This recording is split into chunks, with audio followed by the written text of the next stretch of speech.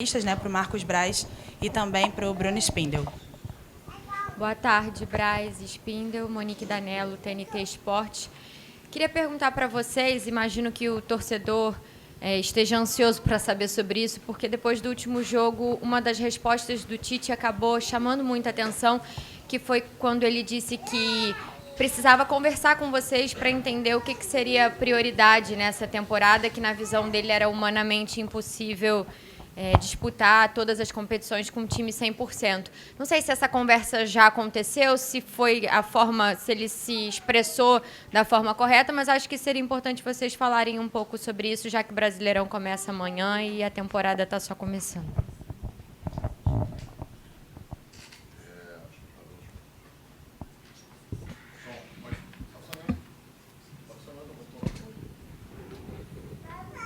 Você pode perguntar de novo? Perdão. Depois do último jogo, em que ele disse que vocês precisariam ter uma conversa para definir o que seria prioridade nessa temporada, já que na visão dele era humanamente impossível brigar com um time 100% em todas as competições. E aí eu acho que esse é um tema sempre recorrente aqui no Flamengo em toda a temporada, e o torcedor quer saber, né, se de fato o Tite quis dizer exatamente isso, se já teve essa conversa, qual é a visão de vocês como Flamengo para essa temporada que está começando? Assim, primeiro, todos nós aqui dentro aqui entendemos qual foi a colocação do Tite. Eu acho que isso é importante. Isso vem desde no começo do campeonato, agora já vinha à tona, já vinha para se entender quais são os caminhos que serão trilhados. Deixar claro que o próprio calendário impõe algumas situações, né? Esse calendário irresponsável em que o Flamengo precisa se submeter, ele impõe algumas situações. Um calendário em que nós vamos jogar 9 jogos numa data FIFA, em que nós teremos aí 6, 7 jogadores fora, não estando à disposição. A parte da geografia, o Brasil é um país continental, a própria competição internacional que a gente disputa, que é a Libertadores da América. Então, tem muita coisa que algumas coisas vão se impondo, né? Vão se impondo e vão expondo. Um ponto também em que a gente tem que ser, eu preciso ser recorrente falando, é que muitas coisas a ciência vai falar, né? A ciência vai falar. A parte de fisiologia, a parte de fisioterapia, o departamento médico. São situações em que também dão o nosso norte em relação ao que se pode e o que se não pode em determinados jogos.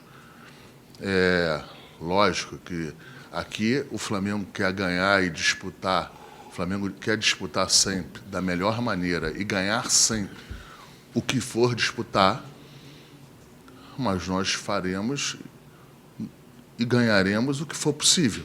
Existe uma determinação, um pedido evidente do presidente Rodolfo Landim, que é o presidente do clube, quem manda, em que todas as competições sejam disputadas para ganhar.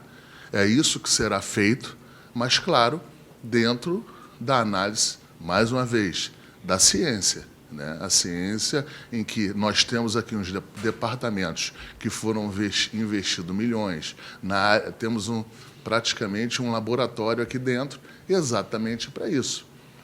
Para o torcedor, para o grande torcedor que nos acompanha no dia a dia, até os treinamentos, são todos eles monitorados por GPS. Nós sabemos de todas as variáveis possíveis dessa situação em relação ao que está treinando, ou o que está treinando pouco ou muito, se precisa treinar ainda mais. Enfim, então a gente tem um departamento aqui que nos dará muita ênfase, nos dará muito o norte do que vai fazer. E eu tenho certeza absoluta o Tite falou em relação desta maneira aí, dessa maneira que eu estou colocando aqui. Talvez na hora ali, depois de um jogo, não tenha tanto tempo para responder, você precisa responder para um jornalista, na sequência tem outros jornalistas que não têm o mesmo tempo que eu tenho aqui para dar essa explicação um pouco mais ampla, então eu tenho certeza absoluta que foi em cima disso. E também te respondendo, não tive tempo, nós não tivemos tempo ainda de abordar, de falar desse tema. Só complementando um pouco aí, e desculpa se for redundante, em relação ao que o Marcos falou, como ele disse, assim, são cerca de 80 jogos aí na temporada. É humanamente impossível para qualquer atleta de futebol jogar os 80 jogos no seu mais alto nível de rendimento, quiçá sem se lesionar. Então, se colocar um atleta para jogar os 80 jogos da temporada, o risco que você impõe ao atleta de que ele se lesione, cause prejuízo à saúde dele, ao clube e ao torcedor, é enorme. Com todos esses recursos aí que o Marcos colocou à luz de todos, é o que vai se fazer para fazer essa gestão do calendário.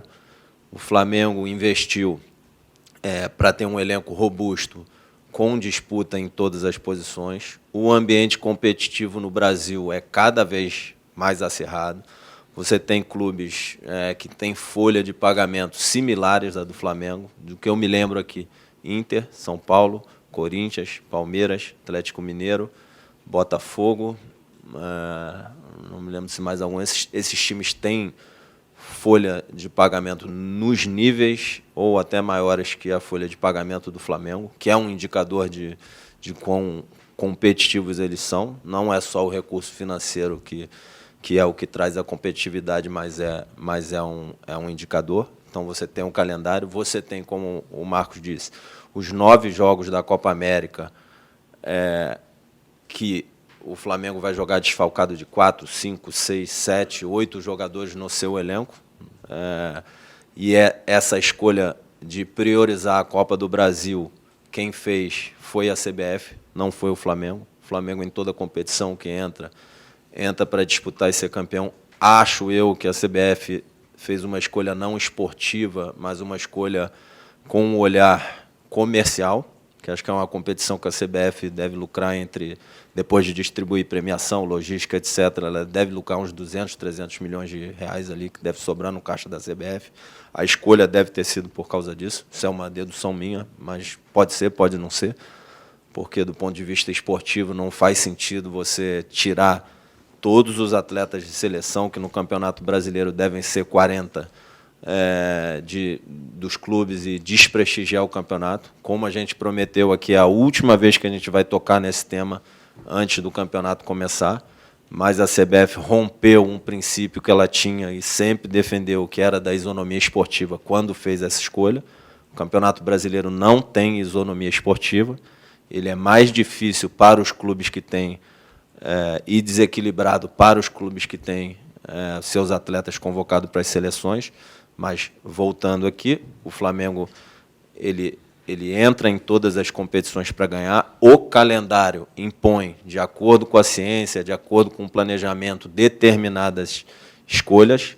O Flamengo não vai deixar que o calendário escolha pelo Flamengo, que o calendário lesione atleta, com o Flamengo agindo de forma irresponsável. O Flamengo vai usar todos os recursos que tem para tomar as decisões de acordo com o que o calendário impõe. Vou dar um exemplo para vocês do que eu estou querendo dizer. E que eu acho que foi isso que o Tite comentou ali, e ele deixou claro.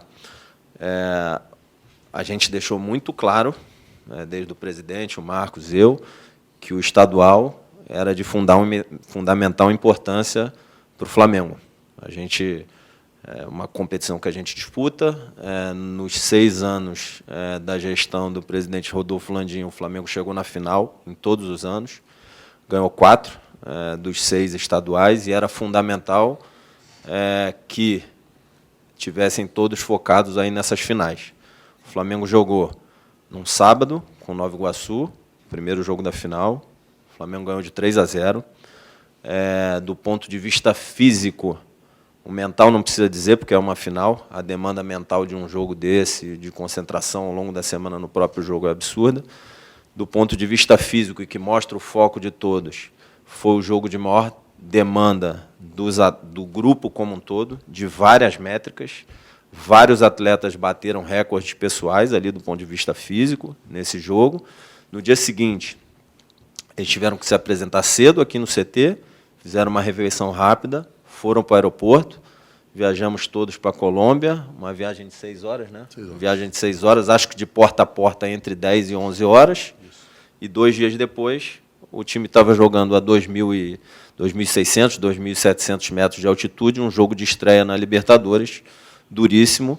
Ninguém pode achar em sã consciência que, com uma viagem de 11 horas de porta a porta, indo do nível do mar, numa determinada temperatura, depois de um jogo da maior demanda física e mental, desgaste que a gente tem aqui na temporada, que os jogadores vão render, todos eles, o máximo possível nesse jogo, sem tempo para descansar, sem tempo para treinar, sem tempo para preparar o jogo, com uma viagem dessa no meio. Então, determinadas decisões têm que ser tomadas à luz da ciência, da parte técnica, tática, física, mental, com o que o treinador tem e todo o staff aqui o clube oferece, e também determinadas questões que não têm a ver com relação de jogo, com escalação, com tática, etc., compartilhadas com a direção, para que se tome determinadas decisões.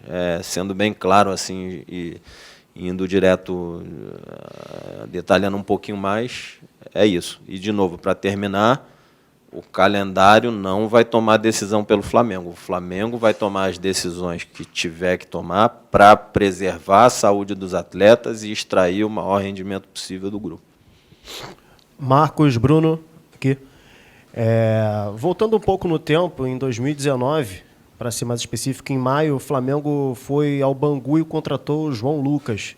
Foi a última vez que o Flamengo fez esse movimento de contratar algum jogador que estivesse se destacando no Campeonato Carioca. E de lá para cá, muita coisa aconteceu. Geralmente, o Flamengo é notabilizado como o time brasileiro que faz as grandes contratações e agora faz novamente esse movimento. Queria que vocês falassem um pouco disso, da importância, de um modo geral, de se abastecer com essas equipes de menor investimento, que estão aí de sol a sol, jogando o Campeonato Carioca. O Carlinhos, possivelmente, estava em pré-temporada desde novembro. Justamente para falar sobre essas alternativas. Geralmente, muito se espera do Flamengo indo na Europa, indo nos vizinhos aqui da América do Sul, mas dessa vez conseguiu uma solução, ou pelo menos expectativa de uma solução doméstica aqui no Campeonato Estadual. Obrigado. Assim, falando um pouco em relação ao mercado, deixar claro que o Flamengo, pelo menos a gente aqui, o Flamengo não tem nenhum preconceito em relação ao jogador que esteja ou no Brasil, ou disputando algum estadual, ou num time menor. A nossa decisão, a nossa análise para depois efetivar alguma compra, ela é mais ampla, ela passa por outras situações. Mas deixar claro assim, que até nos times menores, quando o Flamengo vai fazer uma análise, vai fazer alguns pedidos de informação, para a gente as coisas são dificultadas um pouco mais em relação à parte financeira, né? É normal isso, é do jogo, a gente já falou aqui em outros momentos. E aí o Flamengo analisa e se posiciona. Com o João Lucas, foi isso. O jogador é um jogador que deu certo aqui, jogou Libertadores da América, se não me engano, foi campeão com a gente, em vários torneios importantes aqui. Foi para o Cuiabá, depois foi para o Santos. Enfim, então não é o que eu quero para o Carlinhos. Eu quero contratar o Carlinhos e que ele continue aqui mais tempo que o João Lucas. Mas eu quero que ele dê certo, como o João Lucas deu em relação a ajudar o Flamengo nas competições quando foi requisitado. E é isso que a gente espera de qualquer contratação nossa, independente do tamanho do clube ou o tamanho da história do próprio jogador. E complementando, assim, o Flamengo contratou jogadores de praticamente todos os mercados e contratou jogador da América do Sul, contratou jogador do Brasil, contratou jogador dos Estados Unidos, contratou jogador da Europa, contratou jogador de clube de menor investimento, contratou jogador de clube de Série A, contratou jogador livre, contratou jogador emprestado, que deu certo aqui. Enfim, contratou jogador de uma faixa menor de investimento que hoje está na seleção brasileira.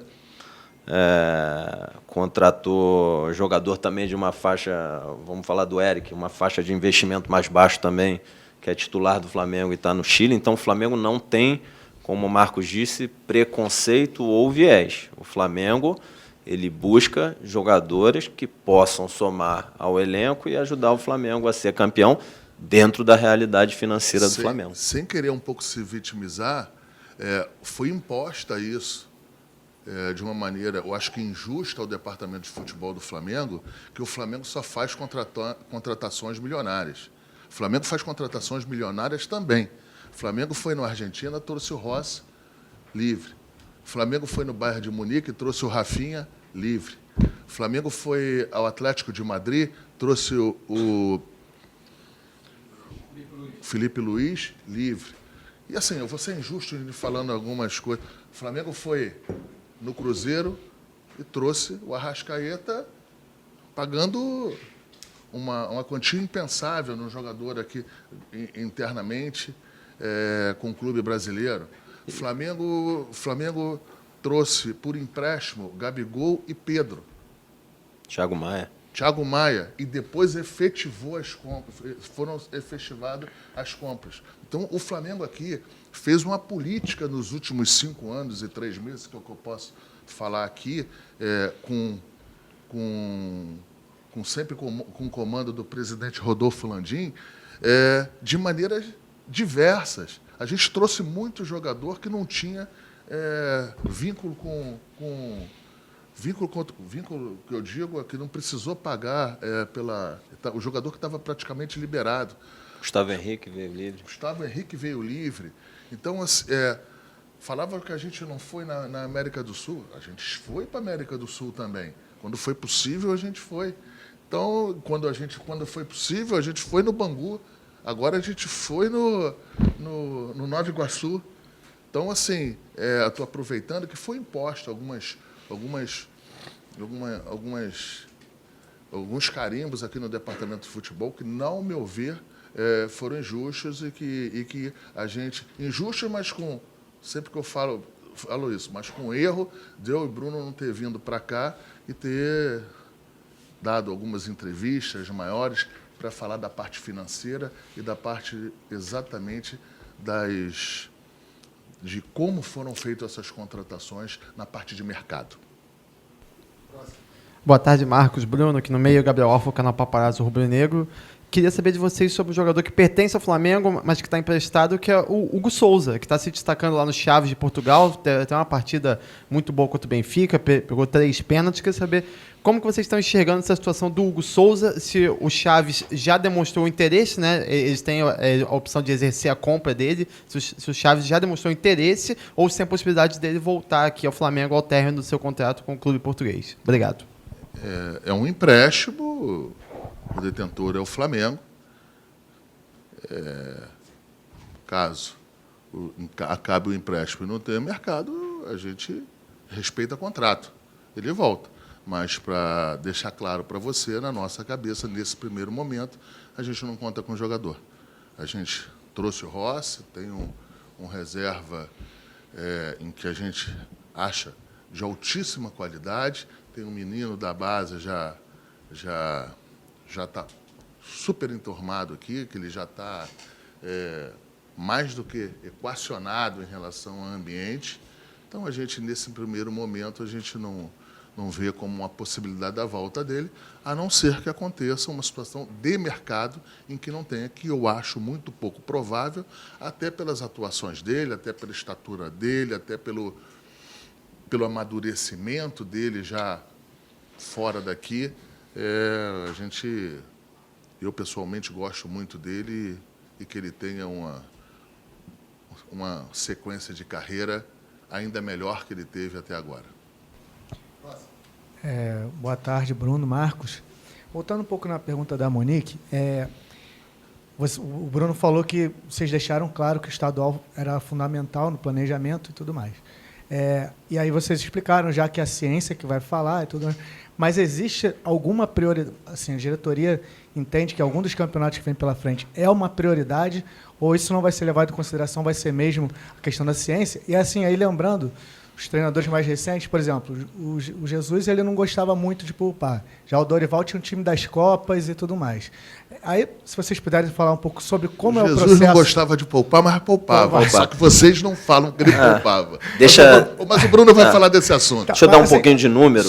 Mas assim, só para complementar, como é que é o processo? Vocês deixam... É uma coisa que...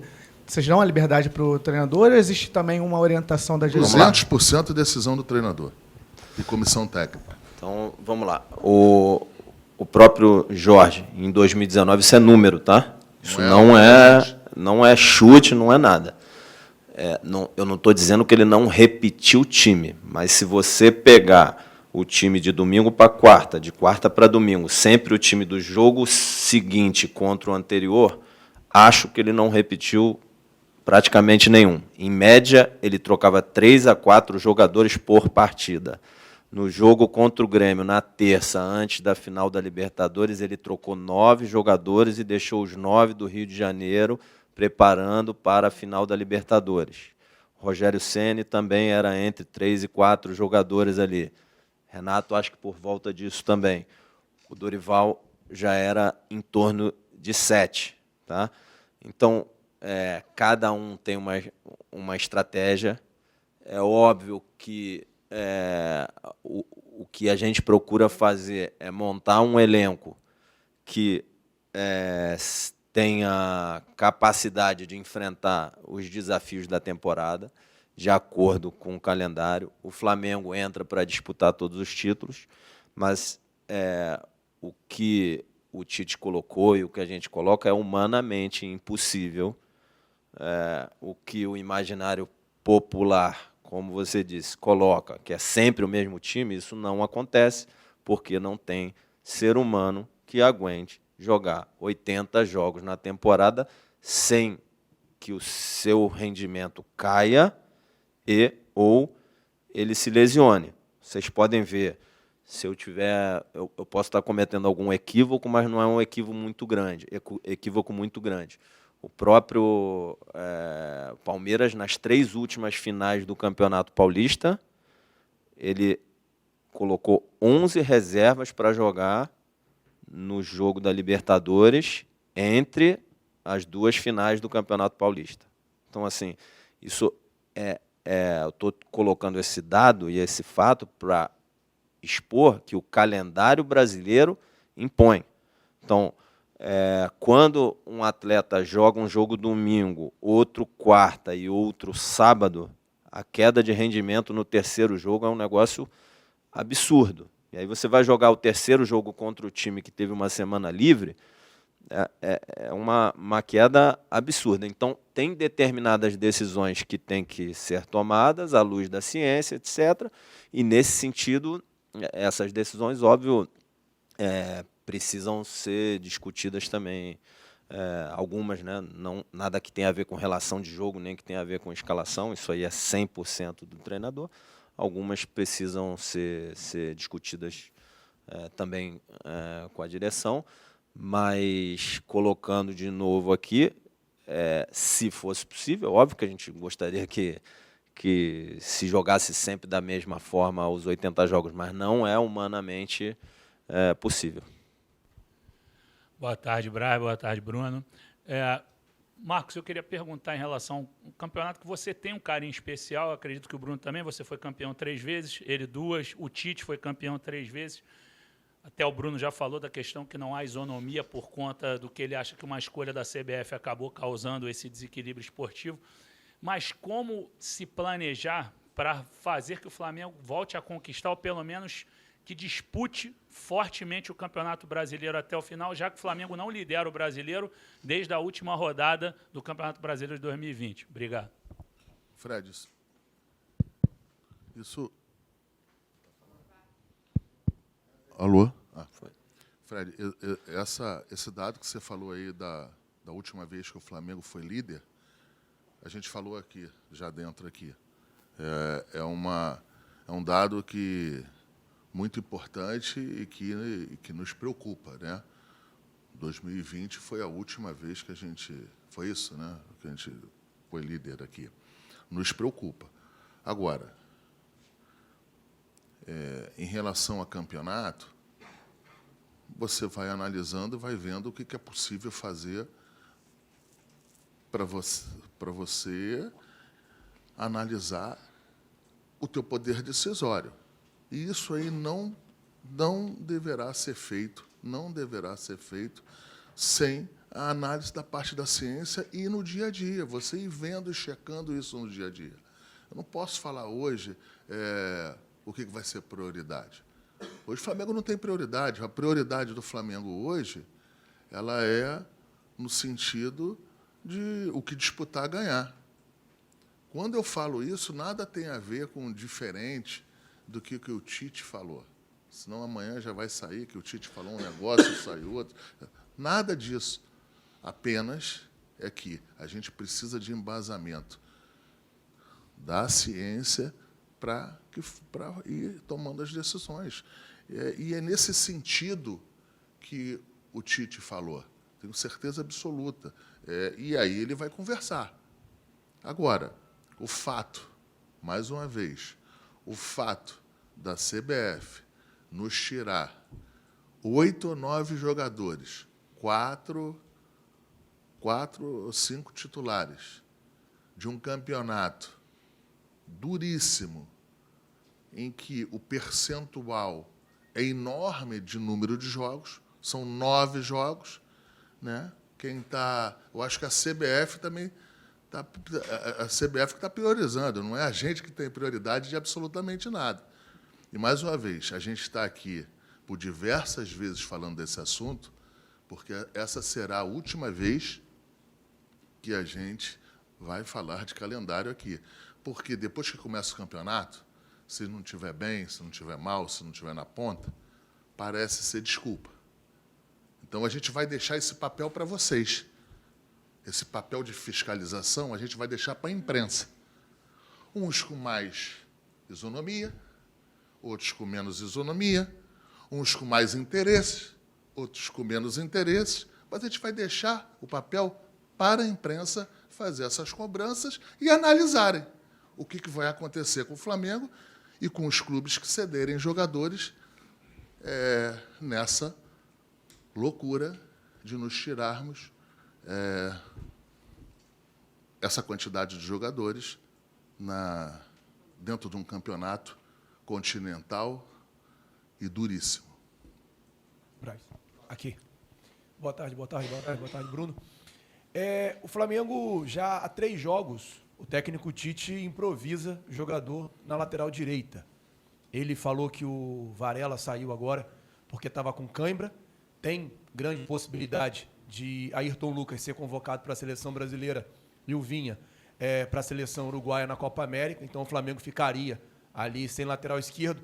Uma semana faltando para a janela interna fechar. Queria saber de vocês se tem algum movimento de vocês para contratar jogadores para essa posição e se teve algum pedido do Tite para contratar em alguma outra posição do campo.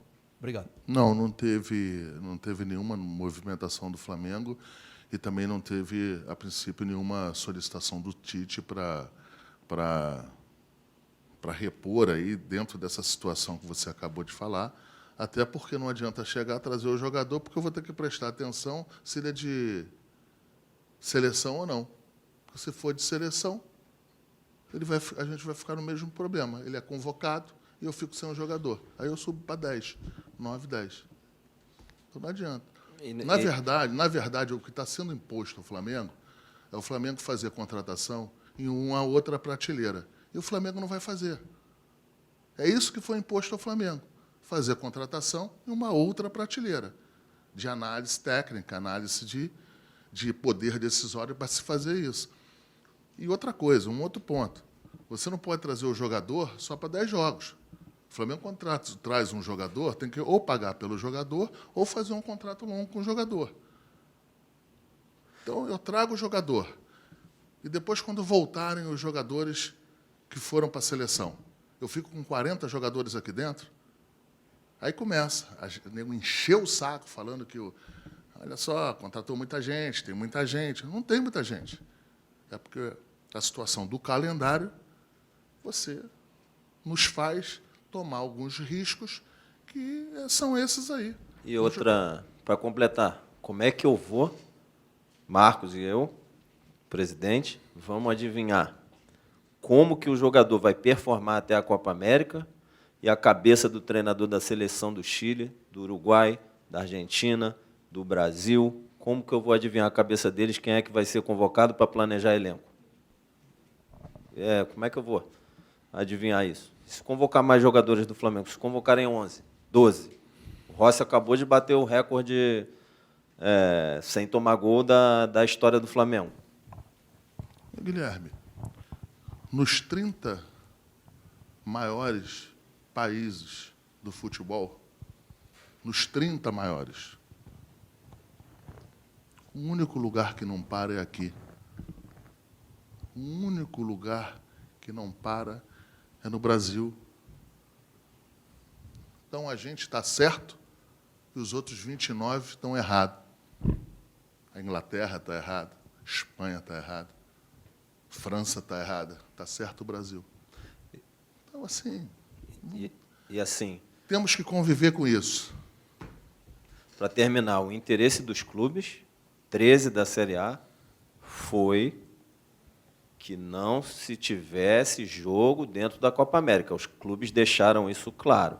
A CBF, entendo que por interesse comercial, protegeu a Copa do Brasil. O mínimo que ela poderia fazer é pegar os 200, 300 milhões lá de lucro que ela tem da Copa do Brasil e distribuir para os clubes que são prejudicados. E aí, pelo menos, ia amenizar, ajudar os clubes a compensar a perda desses atletas que vão para as seleções. Aí. E eu vou Alguma te pedir, coisa poderia fazer. Como você é um canal independente, que é você que faz as análises do que tem que entrar em pauta ou não, que não esqueça disso. Você vai fazer um bem para o futebol brasileiro, você vai fazer um bem para os principais times aqui do Brasil. Não esqueça, bote isso sempre em pauta, porque a gente não vai poder fazer exatamente pelo fato de começar a cair na mesmice de uma desculpa.